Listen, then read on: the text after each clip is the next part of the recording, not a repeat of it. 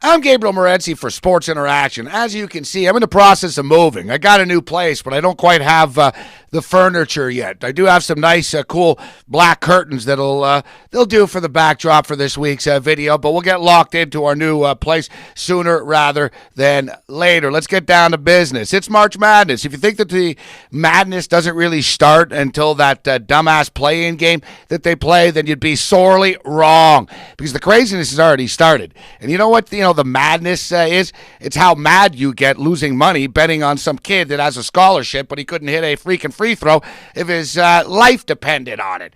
It is what it is, and what it is madness. Man, I've watched a lot of conference tournament basketball. I've watched a lot of this play-in type of stuff and bracket busting type of stuff. And, overall, I thought it was a relatively entertaining college basketball season. But, man, these games are bad. There's too many charges nowadays. The shot clock has to be adjusted. 35 seconds is freaking ridiculous. You don't need 35 seconds to make up your mind to decide to take a bad three-point shot, as the shot clock expires. There's just so much wrong with college basketball. But, hey, it is a lot of fun to bet on it.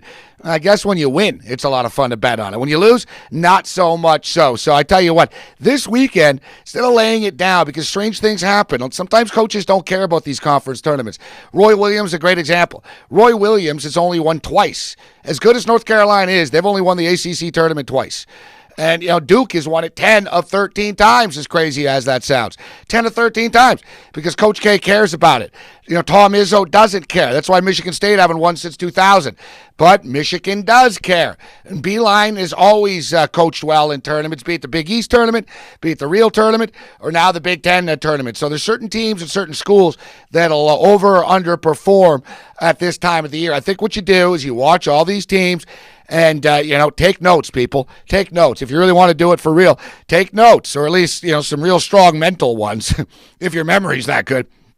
Some real strong mental ones about what teams you like, what you liked and what you didn't like from teams that you saw playing in their conference tournaments.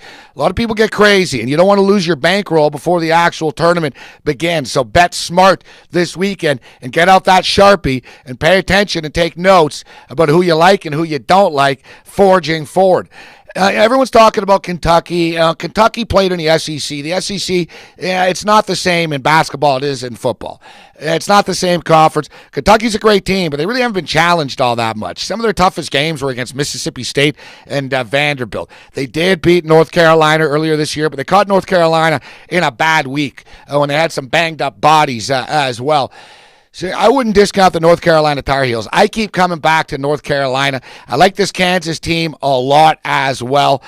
Kentucky's the favorite. You got Syracuse. Nobody's talking about Syracuse, even though they lost one game. Anytime we talk about Syracuse, it's about like weird things going on with coaches' wives or the kids getting high. Syracuse, I'm not buying in.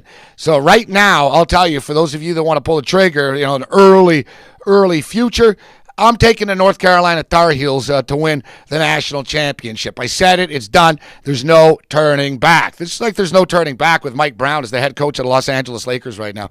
Kobe Bryant is, he's shooting more than a Marine trainee at Fort Bragg. It's out of control. He can't be shooting 30 times a night. Nobody else is getting any touches, and they're starting to catch up to them right now. The Lakers are a strange team, and I really would like to take Minnesota on Friday night, but the fact the Lakers are going to be as angry as they are after a couple of embarrassing losses kind of takes me off it a little bit. I do like the Lakers on Sunday against the visiting Boston Celtics. And I don't know. I'm just, thinking out loud here, but the Celtics want to get rid of Rondo so bad, and the Lakers need a point guard so bad. Why doesn't Rondo just stay in Los Angeles? And then suddenly people won't be talking about the Clippers so much, will they? We got some NASCAR. It's in Las Vegas this weekend. Doing some research on this, it appears as though the drivers compare this track most to Charlotte and to Texas. You look at drivers that have had success on these tracks. Greg Biffle's had a lot of success. Matt Kenseth has had a lot of success. Ironically enough, Tony Stewart's never won the race in Las Vegas, Nevada, even though it's the 15th race there. So, hey, smoke has always got to be on the radar. Don't forget, Kyle is from Las Vegas. Kyle won this race in 2009. Last week I caught lightning in a bottle with Denny Hamlin, but Call me crazy. Call me crazy, Kyle. I think Kyle Busch is going to be right there, and I think that Tony Stewart's going to be right there as well. Now, before we wrap it up, the UFC is off for a couple of weeks, but that doesn't mean that there's no fights going on. There is no off season in the Octagon. We got some Bellator. It's Bellator 60. And, there's a lot of Silvas out there, but this is a Da Silva. I'm going to be taking a shot with Da Silva. Because, word on the street is this guy's pretty good. I lost a lot of money betting on Marlon Sandro against Curran.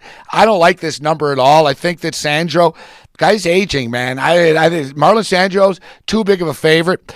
And, man, how about that fight last week with Rossi? I just had to throw it in there.